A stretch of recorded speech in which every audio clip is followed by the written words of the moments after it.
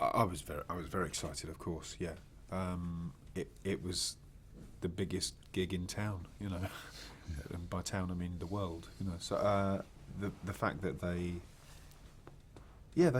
made a real they made no secret of the fact they really wanted me to do it, which was very gratifying. It was very gratifying, and they were always supportive in the whole process leading up to it. They were, you know, they let me know all the way through that they wanted me to do it, which is a huge vote of confidence, which I was very grateful for. And I really wanted to do it, and the fact that it eventually it looked like for a period it looked like I might not be able to do it. So when I got here in January 11, I was raring to go. I was delighted, obviously. I mean, I think it was very interesting, sort of, because I was a huge fan of the Rings films, and you hear all of the stories that came out of the process of the filming, and the way that the characters were developed and the care that was taken from the filmmakers to make those characters come to life and shine in that way. And knowing that you're coming to join that family was really exciting, and we really were made to feel like part of the family. And you know, working alongside characters and actors from the Rings films was amazing, and actually seeing it for the first time yesterday when you first set eyes on Frodo and old Bilbo, and then the connection when you come onto the screen, I wanted to applaud. I just think it was amazing. Really, it's nicely done, beautiful. Isn't it? Yeah, really beautifully done.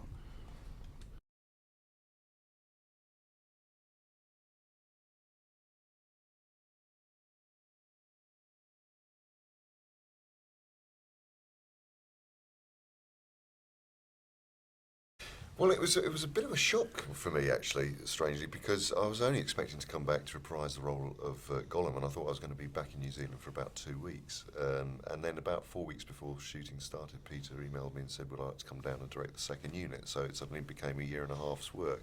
So it was an extraordinary and very unexpected journey for me.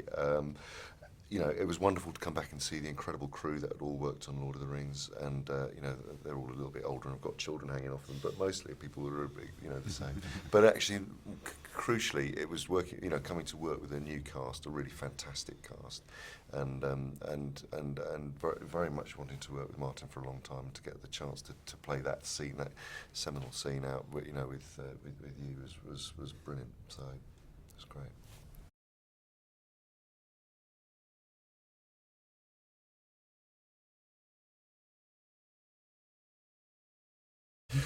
Well, Gollum is a very conflicted. He's become totally possessed and racked by the power of this ring, and he has a weak personality, but he's not necessarily an evil person. And he was a hobbit. He's an ex-hobbit. He spent 540 years being completely madly kind of obsessed by this, addicted to this ring and its power and love, and it's the only thing he ever cares about. And I had to kind of forget everything that happens ahead of him in Lord of the Rings. So, but he has a schizophrenic personality, and there's a very dominant side, a very visceral dominant side, and a slightly naive, innocent side. But that's very kind of fluid and changes. And we actually get to see in this film, you get to see probably the most significant thing that ever happens to him, which is the loss of the thing that he loves the most. Bilbo is a kind of reluctant adventurer, I suppose. We join him at the start of the film. He's a person who knows exactly where his life is headed, and he's very happy with it. And he has this intercession of the dwarves and Gandalf, who say, "Come on this adventure," which he's very reticent about, but that eventually he does go on and learns everything that he could possibly learn and more, and have more danger. You know, as a man, he would never have had a fight with anyone in his life, and there he is. He's having to kill and avoid being killed, and you know, it's a really it's the biggest possible journey for him to go on, and as has been noted by everyone, based on Tolkien's experience of World War I. You know. Where ordinary, normal, very young men went on the most horrendous trip that it's possible to make, and it coloured him very obviously, as it would anyone in war.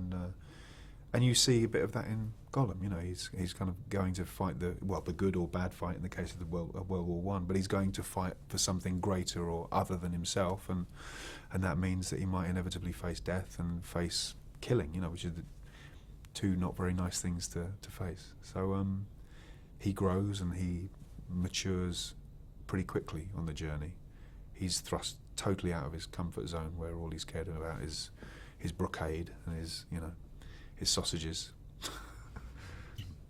to something else where it's life and death pretty much every day of his adventure. So it's a huge arc for him, as we actors like to say.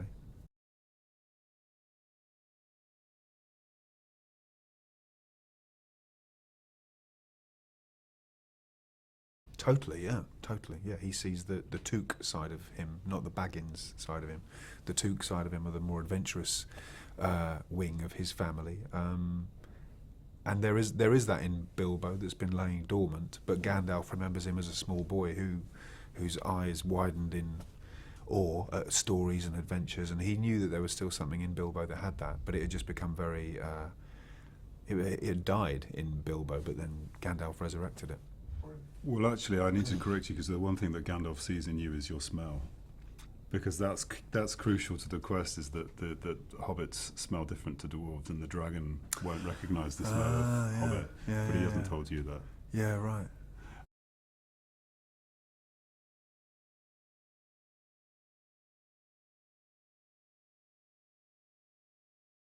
Yeah, so Thorin, he's just all about the quest.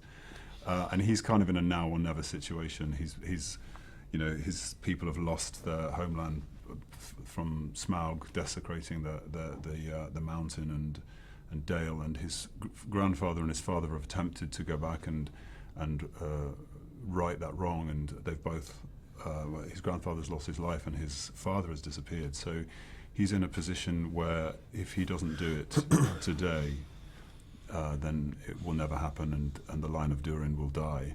So he kind of enters the story with this great burden on his shoulders, and is persuaded by Gandalf to go and check out this hobbit, because Gandalf has a strategy that he thinks will enable the quest to succeed, and Thorin is very sceptical of it.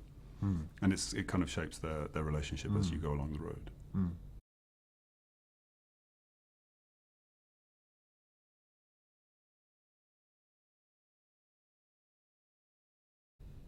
Immensely. We still are. That's lovely.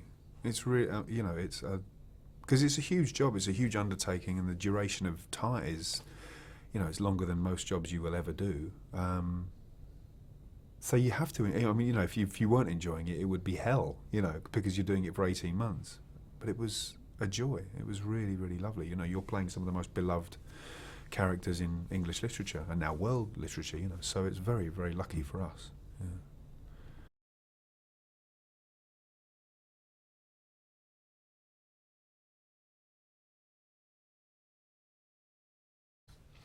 Well, the process as such is sort of neither here nor there in a way. It's not about the technology. The technology is the least sort of important thing in a way. It's about finding the character in exactly the same way that we actors play our roles. It's all about finding an emotional backbone to the character, as an inner life, physicality. There's no difference in the way of approaching a performance captured role to a conventional live action role. So the technologies, I don't really think about the technology. What it has done is become more transparent, in fact, because now we don't have to go back and repeat it on a performance capture stage at a later date, which is what we had to do on Lord of the Rings. We're able to just shoot the scenes once, and it's exactly what happens, and what Martin gives to me, I receive, and what I give to Martin, he receives, and therefore they're very much more connected. The CG performance is much more connected in that sense. But I mean, certainly in terms of the technology, working as a director, working as a second unit director, that was a huge journey for me. Massive, big challenges, and shooting at 48 frames a second, and with stereo, things I'd never done before. So it was very, very exciting.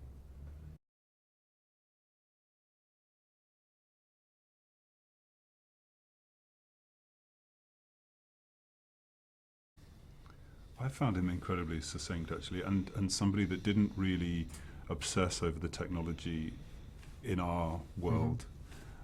So he was very much about character and story, and was very gentle with that, and gave us space to play and experiment, and made it feel very intimate on set. So I felt that really helped me to develop a character.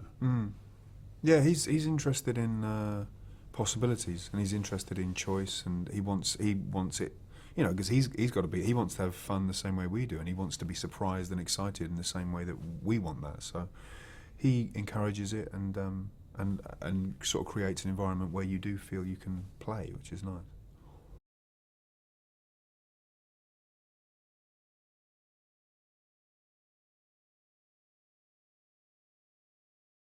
I do. I mean, you know, that's I think partly why Peter asked me to come down and direct the second unit was because I'd been through, been involved in the Middle Earth universe before, because I kind of feel like I understand his sensibility as a filmmaker and how he supports performance with camera. And, we had a very, wonderful kind of working relationship. We were very honest with each other, and he would watch everything that was going on the second unit and give notes. And in the same way that he would encourage the actors to give choice in performance, and was asking me to do that. He was asking me to do that as a director, and he gave a great note to me once when we first started, which was every single take. You can don't just try and copy it exactly. Always try and improve every single take in some way. Find something different and new in each take, every take you do. And the way that we all worked was and a modus operandi that we had with Pete was rolling resets, where very quickly the actors reset and go straight into the scene again. I mean, it's a fantastically liberating way of working, because you can take chances without a sort of anxiety building up to a take. Because there's a whole rigmarole of the clapperboard and all of that, and it can be very tense making. But actually, rolling resets is a very relaxing way of actually getting back into a scene. It gives the floor to the actors, and it keeps the floor with the actors, which is, I've never done that before. But it's really great.